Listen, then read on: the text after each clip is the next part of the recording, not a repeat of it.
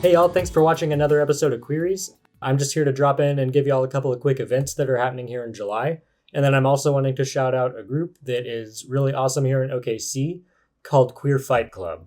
So Queer Fight Club, or QFC for short, is a local martial arts training / self-defense group that is mainly focused on, community crisis management / self-preservation resources and education. They meet at Diversity Center every first and third Monday at 7 p.m. I found all of this information at The Gaily. There's an awesome article in there by Robin Dorner, their editor-in-chief, that gives you some more info, and it also allows you to hear from the team running it a little bit. At the District Hotel, you're going to be able to join a yoga / flow fitness group. They're going to be meeting at 11 a.m. every Saturday at the East Pool at the District Hotel. You're also going to be able to check out some sports activities that are being hosted by the OK Pride Alliance. First off, we've got soccer on Wednesday the 16th at 6 p.m. They're going to be meeting at the Energy FC training facility. There's also a queer walking group that's meeting Saturdays, July 12th and 26th at 9:30 a.m. That's going to be at Mesta Park. Again, you can find them at the southeast corner. Near the sign over there is where they typically meet, and they do just a little walk around town. It's nothing too crazy, and it's a great social event. Also, you're going to be able to meet up for some volleyball games that are at Mesta Park. The next one's going to be July 22nd at 6 p.m. Additionally, there's going to be basketball on Sunday the 20th at 10:30 a.m. They're going to be meeting up at the OK Contemporary Arts Center. So if any of those sound interesting to you, be sure to check them out. And with that, I'm going to turn it over to Slayde and Dylon for a kiki. Oh, you want to know what a bugalo sounds like? A bugalo? Okay. I don't know what that is. Me either. Is it are you making a SpongeBob quote or something? No. Okay. It's a made-up word. Oh. A bungalow is a house. But they said bugalo. Bugalo, not bungalow. Thinking gigolo? Sure. Gigolo's a male stripper. So is he. I've been a gigolo one time too. Or a juggalo. I don't juggle. Hello, welcome everyone to a new episode of Queeries. Today we're going to be talking all about Pride and kind of just an overall recap of what June was for us, because there's a lot. And when I say a lot, I mean the tea is overflowing and hot. Simmering, baby. Yeah, we got tea. Ooh. We got juice. Ooh. So get ready, Shelby, and strap in. Drink up, bitch. So kind of walk me through Pride Fest. I wasn't here for Pride Fest this year. I was in San Francisco, but we'll get there. But just to kind of, get back into, Highland and how that experience was and how that came to fruition. Yeah, it was a really cool experience. Friday, Ty and I went out around 6:30. That was like the good time to go. Mm-hmm. Drag hour had started, so we walked up to some beautiful drag. We got to see that queer joy just right off the bat. The outfits were so cute. If y'all were there, you saw I did make new edits to that shirt I was wearing. I did wear it to Pride, so I did do it. She did her big one. I did my big. Well, the big one was the next day when I wore assless chaps. Oh, okay, you better clock that. Anywho, there were a few moments that I specifically remember standing in the crowd and just I cried a couple times from the full experience of queer joy that I was witnessing. Mm-hmm. The younger generation was there and more prevalent, and they are not afraid to be themselves. They're very expressive in who they are, and it's so beautiful to see them doing it at such a young age, because it's this is a person who's going to grow up and already know who they are. Yeah. That's crazy to me, because I didn't get that opportunity growing up. I didn't necessarily figure out who I was until... We're still working on that, actually. So it's always a process, but to see these kiddos starting it so much younger and being able to work through those journeys, and the fact that they were all dancing in unison without staring at one another was so cute to me, because they were just bopping with the music. Mm-hmm. And I was like, they're 5 foot tall, and it was just so cute. And it was really cool because they had the donations up on the board and people were actively donating. Mm-hmm. And I'll shout out Mr. Colin, whoever that is. He donated like probably $5,000 that evening. Damn. And there was people being like, Colin, hit me up. I need a sugar daddy. That part. Then there was some lesbians getting sugar mamas happening up there. And I was like, okay. I love that our community is like, listen, I need help. Someone help me. Let me help you. Yeah, they donate saying I need help, which is like, we're giving to a cause, asking for help. I was like, okay, workarounds. Period. Let me see. I got to witness Raja and Evie Oddly. So 2 very prevalent drag race queens. Both winners. Wieners. Wiener, chicken. And Raja being the winner of She Done Already Done had herses. And she was really cool. And I felt like she was just my cool grandma. Which she would not be offended. Yeah, she would not be offended by that. She gave very hippie vibes. I was like, come to Winfield with me, please. Like, I'll just... She was in a tie-dye, like, beautiful sequin tie-dye thing. And I was like... I need that. I want that. And I was in tie-dye too, but I was too far away. She couldn't see me. I was just kind of chilling back in the crowd. And then... was it Daya the first night? Yeah, Daya was the first night and Baby Tate was the second night. Daya, great job. Oh, wait. No. Yes, you're right. Am I right? Yes, I'm right. Okay, yes, I'm right. Okay, Daya was really, really good. There were songs that I didn't necessarily realize were from her that she did, and I was like, oh shit, I remember this. Don't Let Me Down with the Chainsmokers. That was a bop in high school, and it came on and everybody was getting it. I was like, okay, I forgot about this one. And I thought, ooh, and I'm like, all right, it gets down. I fucked with Daya in high school and like college, so yeah. When the Chainsmokers were the shit. Yeah, truly. I don't hear much about them anymore. Yeah, that's okay though. We got Daya. We did, and then Baby Tate was the next night, and she's pregnant. She did that performance pregnant. She was bopping around that stage, throwing ass. She let everybody know she's pregnant. I literally told Ty, because Ty's like, I think she's pregnant. And I was like, listen, we won't assume she's pregnant until she tells us she's pregnant. He's like, I'm going to Google it. So he Googled it instead. Found out, yes. But then later she did say it. And I was like, see, you just wait. Be patient. She'll tell you. You don't assume a woman is pregnant.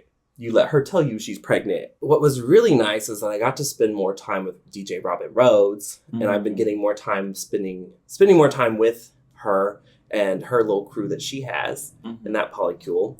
And it's just been really, really nice to work around and like see everything from different angles and different avenues. And I get to sit behind the DJ booth sometimes and just like be pretty. And I know people are going to look because they're looking at the DJ and I'm like, hi. And then they'll walk by and be like, hi. And hi. Yeah. And then working in Toast and Coffee has been really cool. That also happened like right there. That was the first weekend I worked was Pride weekend. So I got to like see people before they went to Pride. I got to see people before they went to the parade and then after they went to the parade. It was really nice because where I work is very queer community driven. And so lots of the gays were funneling in and I got to see lots of friends, and I've had so many of our friends come in and get coffee and they're like, you make such a good drink. And I'm like, well, I've done this for a while. I am that barista. Yeah, I'm a barista. I'll be that barista. Work in progress. Always. Yeah, that sounds like a fabulous time. I also had the time of my life. I went to San Francisco, as I had already mentioned, but it was a gay experience like I've had no other. Like, I've been to other prides outside of Oklahoma, and I've had that experience, and they're more like liberal places, but San Francisco was its own thing. Just like immediately like coming into the city, and there's just pride flags like on every building, down every street. Like, it's very apparent that gays are welcome and celebrated in this city. And I felt immediately safe, immediately ready to just go out there and eat up all the drag queens and dancing and men's. And yeah, sister had a fabulous time. I went and saw some block parties. Some drag race queens were performing. It was a fabulous time. I really got to experience kind of what it was like being around mostly queer people in a city versus mostly straight people. Because, like, there are obviously straight people, but I feel like they are the hidden ones. Like, they're the ones, like, are harder to find. The roles are switched. The roles are switched. And it was very odd being on the other side of that and, like, get to interact with just literally, I could throw a rock at anyone. Not that I would. But they would have been gay if I would have hit them because there were so many. Not you casting stones at gays. But are you gay? Stone. Yeah. And I also had some concert experience. I saw Kim Petras, Tinashe, and Miss Heidi Montag, and Horse Girl. And so all of those were such fabulous like performers, and like getting to see, especially Tinashe and Kim Petras, because those are my girls. Yeah. I went to San Fran specifically for them, and then realized Pride was also happening.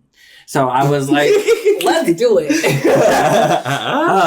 But it just, that whole experience of finally seeing like Tinashe, one of my biggest like music inspirations and idols, like perform and like get to see her ass shake in real life was bucket list fulfillment. And I'm so glad I got to experience that and with some of my great friends, and made so many new friends too, just because I felt safe and comfortable to talk to anyone. And now I have good Judy's over there. So if I go visit again, I have places to stay, so I don't got to pay for a hotel.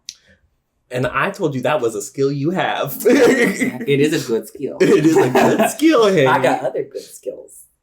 Anyways, and then the parade was... Parade? The Pride Parade. The double P. It gets me every time. Oh, we love a good PP. Yeah. But that Pride Parade lasted 5 hours. I think it's like one of the longest in the world, because it had to been, because I was there the entirety of it, and it was so amazing to see like all these like different types of people, everyone represented, like even like allies coming and viewing, and they're just like, oh my gosh, this is so beautiful. And I was like, yeah, it's a gay old time. I'm out there shouting out all the hotties, all the thickums, all the girls. I'm like, I got a whistle. I was screaming that thing. I was like, yes, get your tits. I have heard said whistle. And so I was just making sure that I was loud and proud, and making sure everyone felt like they had a cheerleader out there. And I don't know, it made me cry too. And just being able to see all the love and all the compassion people had for each other, and just being able to be out and free, and meeting so many other like people not from San Francisco there for the same reason, trying to find their like queer awakening or just expand their queer story. And it was nice to have those conversations and, you know, get those Instagrams and keep in contact and refer them to the channel. Be like, you know, I got a podcast, y'all. And now they clocked in. Pussy on the YouTube. That part. I'm like, Trixie Katya, who? No, just kidding. I love y'all. That part. But yeah, overall, just a really great experience. I definitely was just another side of life that I wasn't expecting, but so glad I was able to have. So. That's beautiful. I very much looked forward to hearing your stories when you came back, because I know a girl gets down when she goes places. Yeah. And there were so many naked people in San Francisco. Let me tell you, like, there's always like one naked person in Pride, but there was so many. Like, I have never seen more naked people in public in my life. These 3 cowboys, mama. They were in assless chaps, like fringe vest, like cowboy hats, handkerchiefs. You could call them Woody. Yeah, you can call Woody, Steve, and John, because they hot as fuck. I was living for them. They were just walking around with their cocks out. Hard as hell. And just like, they just point right at you. And I'm like, is that for me? Boom, headshot. I'm like, I want to go up to you so bad and just like, But I did it. I held my composure, and I just said... And your tongue. And my tongue, and I was like, girl, you look so good. And he's like, thank you. And I fled my I would have been like, I can't. So just like seeing that and just being like, wow, this is like Disneyland for gays. It was an amazing experience that I want to forget. Yeah, I wanted to go to San Fran so bad. But then COVID happened and ruined that whole spring break trip for me and my friends. And your friends. And my friends. Well, have you been to any other prides? Besides Pride Fest? Only the Pride on 39th Street. Never anywhere else. So like though. Oklahoma based. Yeah, I haven't really traveled for Pride before. Never had like anyone in another place that was like, "Hey, come stay with me, and I'll take you to Pride." I'm open to that, people. But you know, I haven't had that opportunity quite yet. I am working through getting funds for myself to be able to travel again. So whenever I get that ability, I think next year, hopefully, cross my fingers, I'm in a place where I can do this. World Pride is in the Netherlands, in Amsterdam, and that is where my family is from. And I already told my cousins over there, I'm going to pop over and get to experience say that. hey, and get to experience World Pride in the Netherlands. And I think that would be probably a dream come true, and I think I could clock out after that. Yeah. I have also been to a World Pride, but in New York City, and it was whenever I was like 14-ish. I went with my aunt, and she showed me my first Pride, kind of like in a big city, in a like liberal place like that.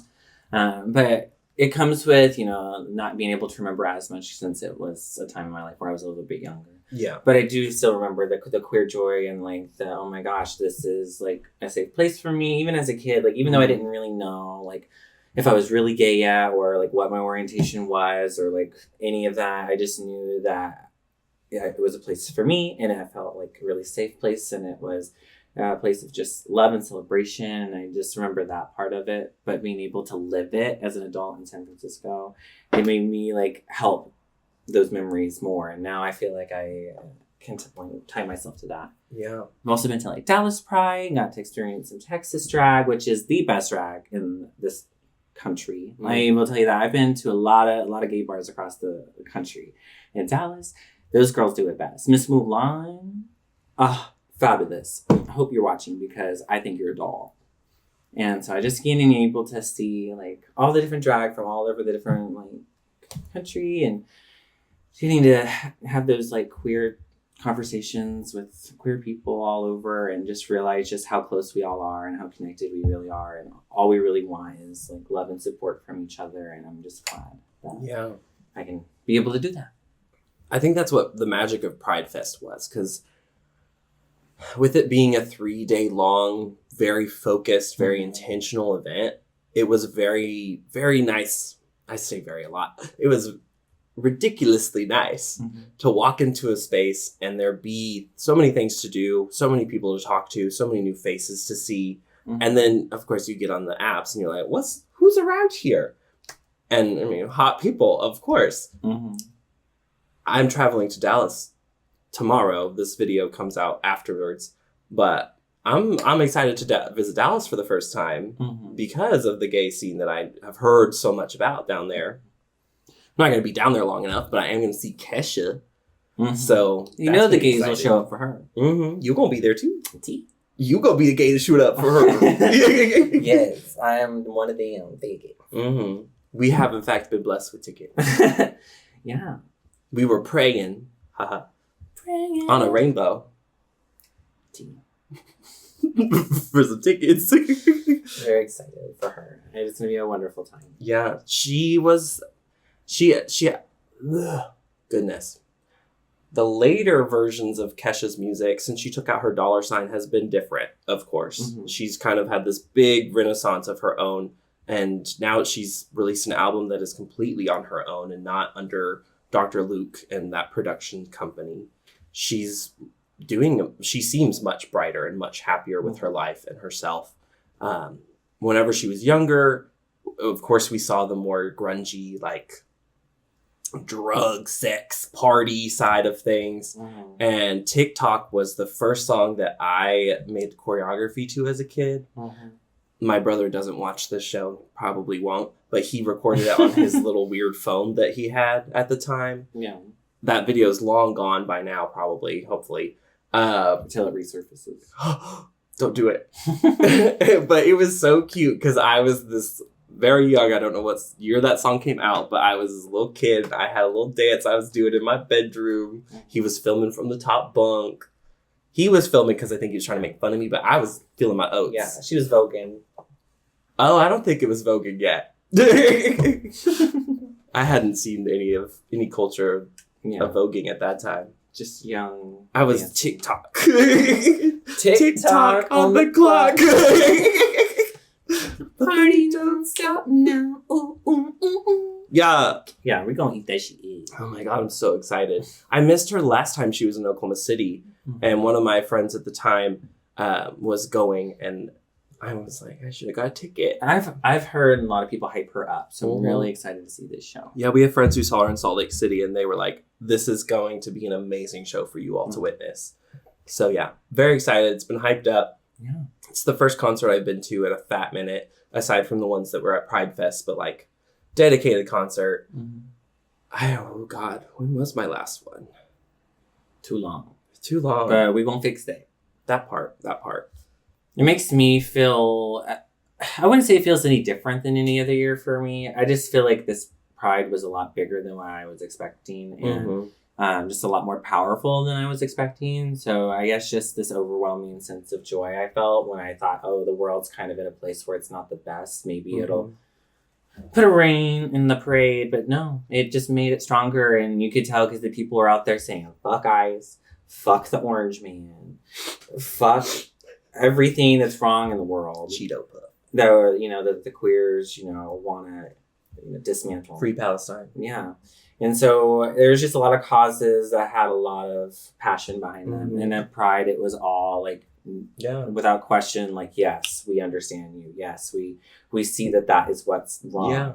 And so being able to be a part of such a powerful message and hear like other people's stories and like, unfortunately, the negative ones too, that are the reasons why they're so passionate about their causes. And it was a lot to take in. And it was probably another reason why I cried. It's just because there was just so much overwhelming emotion, positive, negative, in between, compassion, empathy. It was, beyond words. Yeah, Pride Month this year I think every year has been different for me for Pride Month just because I'm in a different place every year for Pride Month. And this year, because of how involved I've been politically and how much I am informed on everything that's been going on, trying to be informed on everything that's going on, with numerous hate crimes that have been happening across the United States, the way that our country is being ran right now, the way the world is just looking at us through a microscope.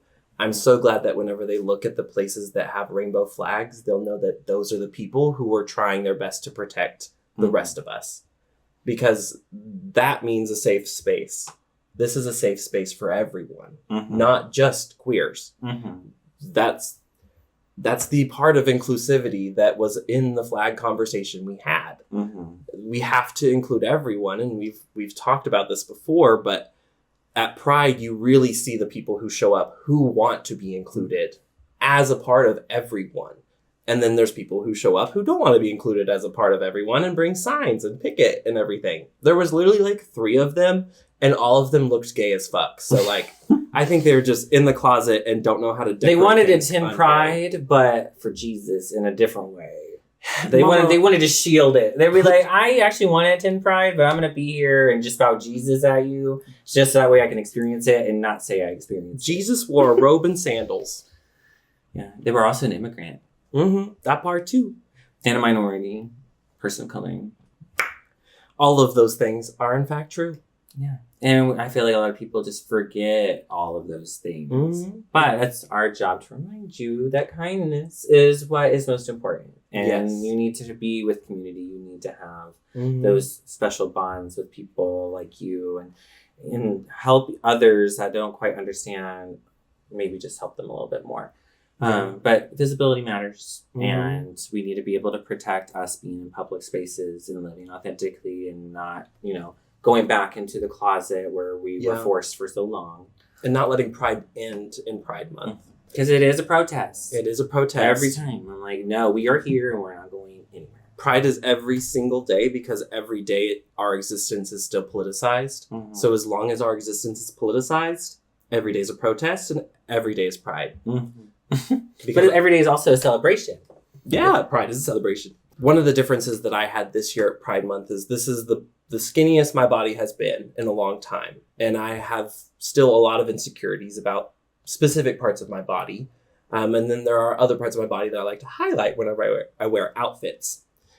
This year felt very different for me because I was like, I'm going out there with the outfits. I'm making sure I'm showing off. And this was I felt, of course, proud of myself and free and expressive the last few years. But this year, I really felt like I was walking in like the place where I wanted to be. And like, I had my assless chaps, but I was covered with this beautiful, like, I don't know what that kimono situation. So that way I was covered for the children because I don't want to deal with that. I'm not trying to catch a case. I pried, terrified. But it was one of those situations where walking through, like, people would compliment me and make me feel good and like compliment my body, and like it feels good to be at a point in life where I can hear the compliment and like fully feel the compliment in my body and understand like, oh, these are parts of my body that I may think look bad, but other people are like, no, you're beautiful. We got in the car on the way to Pride Fest and I was talking about how I was feeling very self-conscious about my midsection showing and being out. And Ty immediately stopped me and was like, you're beautiful. That's not a problem. Like, you're the only one who sees it like that. Everyone else wants to see your belly. You look great. It's a beautiful belly. And so I was like, okay, fine. You're right. I know. And saying that to me is one of those like key phrases of like, you got to let me know that I'm putting myself down because I don't like it when people put themselves down. Yeah. So remind me that I'm doing it wrong. Because I'll fix it. I'll do better. You got to celebrate your body. It's your body. And unless you're paying thousands of dollars to fix it, you got to just be happy with it. Mm-hmm. And I'm happy with mine all the time because I be also showing my body all the time. Mm-hmm. You're an inspiration, Heaney. Yeah. I had a nice little rainbow dress on made out of yarn. Like macrame or whatever. It was handmade though. But I got it at the Goodwill for $2. And the amount of compliments I get on it are worth $1 million. So I'm very happy I get to celebrate my body in the way I want to, and it's glad to see that you're celebrating your body, being comfortable in your own skin. So, also Goodwill clothes. Yes, all my clothes were brought to you by Goodwill. Sustainability. Mm-hmm. Oh, I posted something today talking about fast fashion. I hate fast fashion. Don't buy from Shein. Don't buy from Zara. Don't buy from H&M. Don't buy from places that do fast fashion. Temu, any of these places. Go to your local thrift stores and buy clothes there. It's a lot cheaper, and you can honestly find a lot more gems than online. And it's fun, like too much hiding, like searching for it, and like finding hidden gems. Be like, ooh, no one else wanted this. It's mine now. If you're really beat for cash, go to the Goodwill bin store on Reno. That shit is an experience. Take some gloves because you got to go digging through some big old things, and you just gotta look for stuff, and some of it's not the cleanest, and also but you got a washing machine. Hopefully you got a washing machine. If you don't, there are local laundromats or community members who would help. But yeah, dive on into that because I think I've gone twice. The first time my car got locked into the back, and that was an experience. And then the second time, I think I left with a good 6 pounds of clothes. Because you buy by the pound there, not by the individual piece. So I was a bigger girl, so my sizes, my denim, because I bought so much denim, because I love denim, but all of it's bigger, and so it weighs more, it's heavier.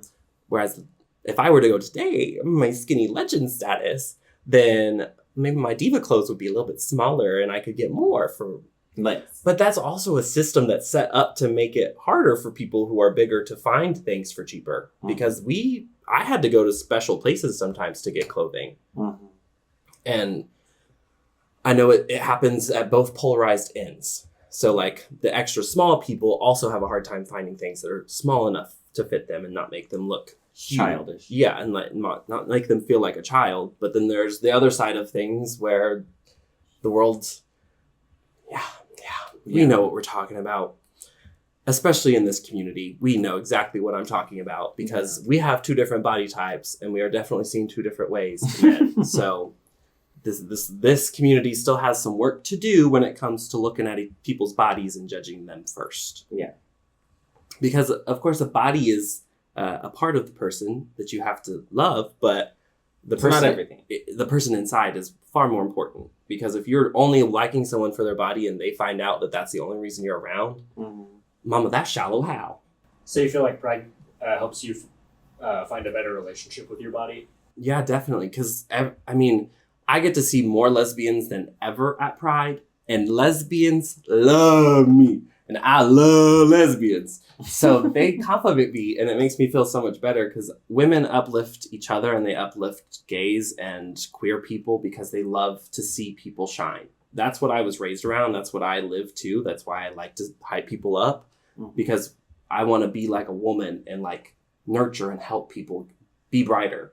So I aspire to be like women and feel that empowerment and push that empowerment to others too. And that's where that body positivity came from, because I will fully attribute body positivity movement to women, because men do not have body positivity movements. They really struggle in that field.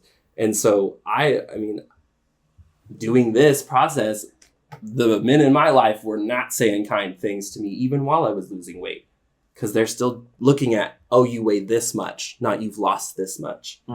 Or they're like, oh, I can't really tell that you've lost any of that weight. And it's That's just like, exactly. Or they'll comment on how big your belt is, or like, oh, your pants look extra tight today. Are you doing okay? And I'm like, who asked these questions? Mama, you should come home with me. Girl, I live here. I mean home. I mean back to Cowtown. Oh, gotcha. To the fam. Yes. They are better now because I'm skinnier now, and I'm fully grown, so I don't take shit. Yeah. I mean, I'm speaking on the body positivity and stuff like that. That's, of course, something that I'm ever changing in. But within my polyamory and like relationships and stuff like that, this Pride has also brought me a lot of like growth in that area, and just like working through things and making sure that I have pride in myself, and making sure I speak for myself, and making sure that I am the person that I'm supposed to be, not for other people, but for myself. Yeah. And exploring different kinds of conversations, and just like kind of understanding where I fit and flow. And this Pride definitely helped me feel my oats in like a specific kind of way, and like make me feel like, okay, I'm doing the right thing. This is helpful. We did 4 episodes of Queeries during Pride Month. Like that was a lot of growth for us too, and a lot of change. Lots of change for us. Like we went for it. We hit the ground running, and now we're here, and our set looks beautiful. We look beautiful. And Pride Month made us shine even brighter, because now we have like good shiny skin, and someone's got tan and someone's got freckles. So shiny tan skin. Yeah. I just got red shiny skin with some highlight on, because I gotta put that on. Steam. Mm-hmm. You gotta sparkle for the girl. Was there anything specific you were like trying to work through during Pride Month? Yeah, I guess another would be like how are you feeling inspired to like move forward, like in. Yeah, it just makes me very happy to see queer joy, and it makes me want to see more of it. And Pride will always be a very big celebration in my household, you know, wherever I am, because I feel like for so long, people have fought so hard for us to be where we're at, and built the community to where it is. So we always need to, even if it's to have Pride, just to show that generation or those people who fought so hard, that we appreciate it and we respect it, and we understand where the history comes from. And like, you know, I feel like people take it a lot for granted. Yes. And they don't like sit and ponder on like why we're here, how we got here, who to thank, or, you know, always just instead of bitching and complaining about the old gays, and, you know, I mean, there's plenty to bitch and complain about, but, you know, you got to show respect where respect is due. Yes. And I just always love learning more queer history. And being in San Fran, I got to even learn more about like Harvey Milk. And, you know, the first pride flag, and, you know, where it came from, and how there used to be teal and pink involved. And then they just took those 2 colors out, and then created like the inclusive one, and then the progressive one, and then the intersex one. Yeah. So the history, I got to learn a little bit of that while I was there too. So just always expanding my queer knowledge, and, you know, staying thankful. Yeah. Honestly, shout out to the intersex community because that's a community that doesn't get shined on very often. We love you, all of you. Y'all are very important. Y'all are valid in your literal existence. So, sorry, that just needed to happen. Shout out the girls. Yeah. And the guys. And the them. And literally every sex in between, because there's a difference between gender and sex, and there are literally 9 different intersex possibilities. So, no, there are not just 2 genders or 2 sexes. It's a spectrum. It's a spectrum, and like literally genetically, there are several differences in your genome that can cause you to be different forms of sexes. Like you could have both genitalia, one genitalia could be more prominent. The issue is that we don't see it as often because people are usually corrected at birth. Yeah, they're corrected at birth. Corrected at birth. Meaning somebody, aka their parents or the doctors, choose for them rather than letting the child develop and see. Choosing on their own. Yeah, which, of course, medically, I'm not a professional in that manner to know whether or not the baby would be okay if they grew up. That, like, without it being corrected. But in a perfect world, that child would be able to live, thrive, and naturally, not have to worry about what's between their legs, making such a big decision in life. Yeah, because I mean, our culture truly uses genitalia as value. Yeah, or just the binary system in general. Ugh. It's just because people are uneducated and they just don't know. But that's your own fault. But that's why you're here, is to learn more. Hopefully. I know you had mentioned that there was something that happened to you today that has kind of a specific ring to current political climate with the big beautiful bill. And I do want to give you the platform to talk about that. I was pissed. I was very pissed today. I got a call because I used the service mister to provide me with my PrEP, which is HIV prevention, and I also get my Doxy PrEP, which is further protection. And I have relied on that for so long. I'm currently uninsured. I am on the Gilead Assistance Program, thankfully. However, since the changes in government are happening, HIV prevention funding has been nearly completely dissolved and is now pretty much in like private funding and foundational funding. But from the U.S. government, after the big beautiful bill, they get little to no federal funding now. Gutted them. Yeah. And so I get a call today from those services, the pharmacy that's supposed to be providing me the medicine, saying, oh, because of recent changes to, the big beautiful bill, you're at risk of losing your HIV prevention medicine and services unless you complete this new questionnaire and can verify all of this information and, have all these stipulations now that I didn't have to have. Yeah. So instead of just, having just a reoccurring prescription that I just send my doctor stuff in for, my blood tests and urine samples and all that, I have to now every month check and verify with the pharmacy company, making sure that I make under a certain amount, that I meet these certain criteria, and to just get my medicine. And I'm like, this is just life-saving medicine. It's medicine that allows me to have the sexual freedom I do have. Yeah. And so I feel like now it's at a place of jeopardy, and I had to agree and consent to these services maybe not being available next month, or me not just spontaneously just not being able to achieve my medicine in this way anymore. Yeah. Because the funding's not there, because I don't meet a new requirement that will be coming out.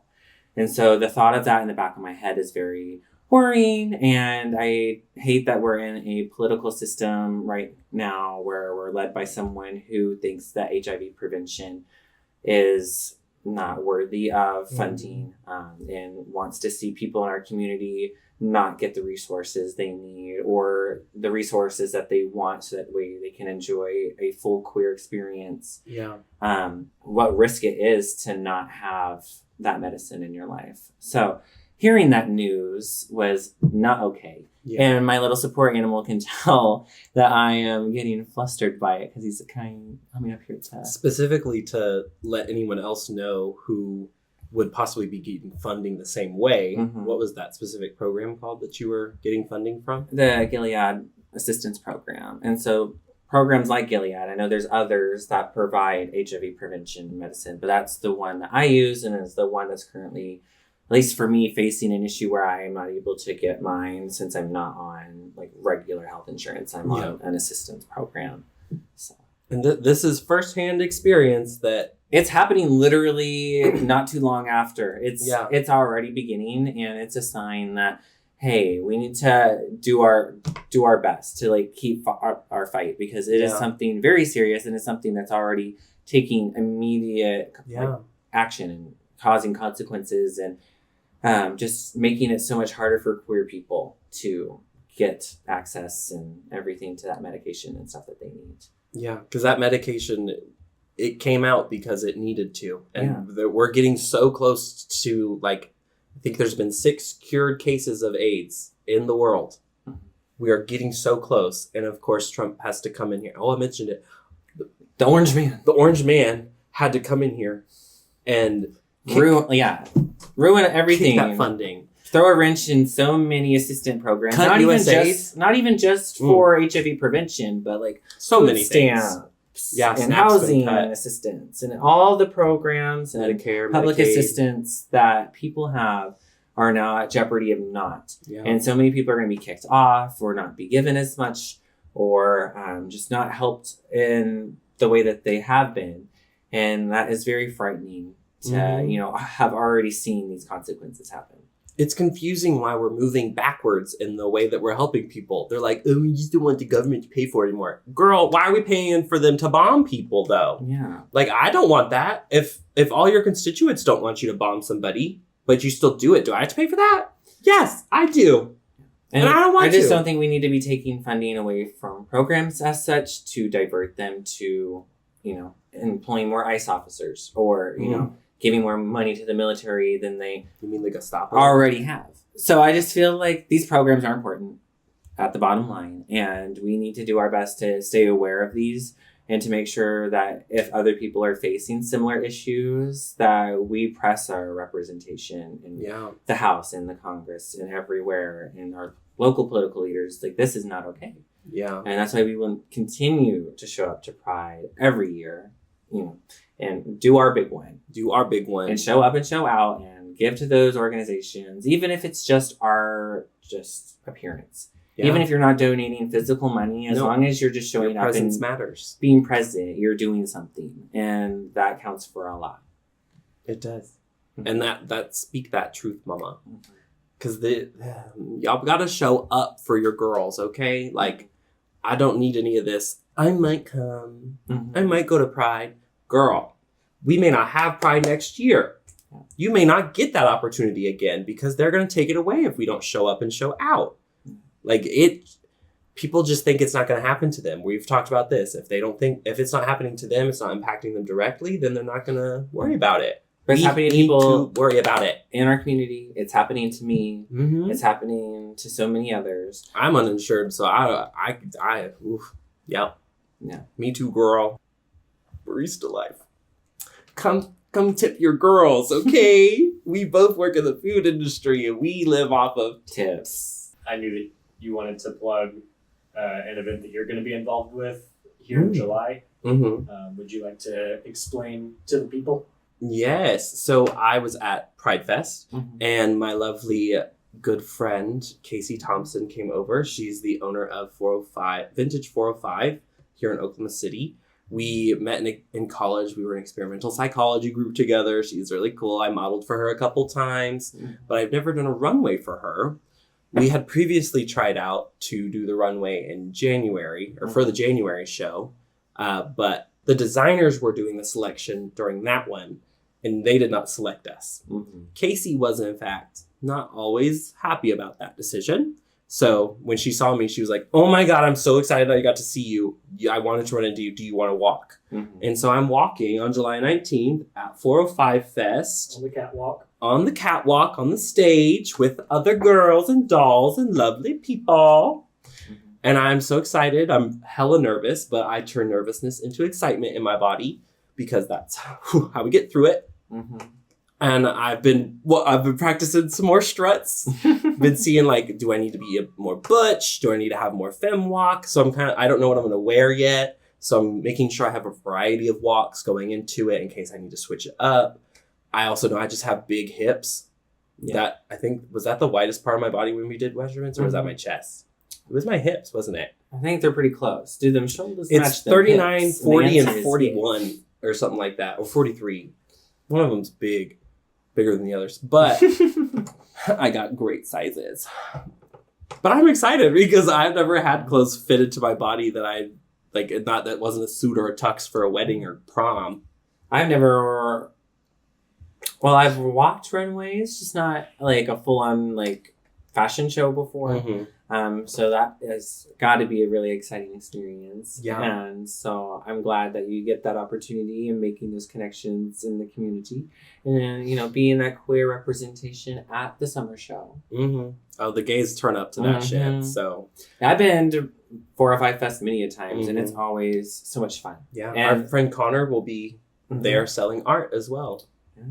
It's very, very queer open space, so please make your attendance there so that way you can support all of our local queer artists that will be there, rather walking in the show or selling their art. Mm-hmm. But it is a fabulous time nonetheless. Yeah, and you get to see me looking all glammed up and dolled up. So you should come see me.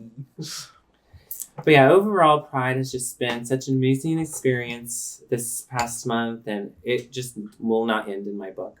Pride is an all-year thing for me because I need to live in a constant state of feeling proud to be myself and having, visibility at all times of the year, not just during June. Yep. And that should go to y'all as well. It's an open invitation to always be authentic, always be yourself.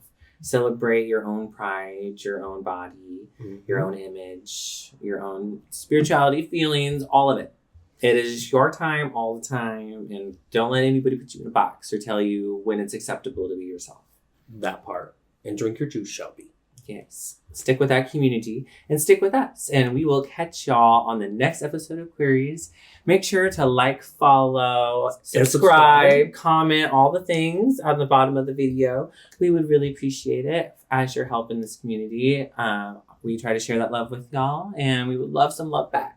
That part. And be on the lookout for a Patreon, because that's in the for works. More exclusive content, maybe more unhinged content. Yeah. Unhinged is very fair to say. Yeah. Maybe the less family-friendly version. Yeah. We'll go with that. You want to see me naked? You want to see me naked? Get on that Patreon. You want to see me naked? Until then, see y'all next time. Bye, baby. Bye-bye. Mr. Beans. Mr. Beans, you crashed the party. You're just like, I'm just going to lay right here.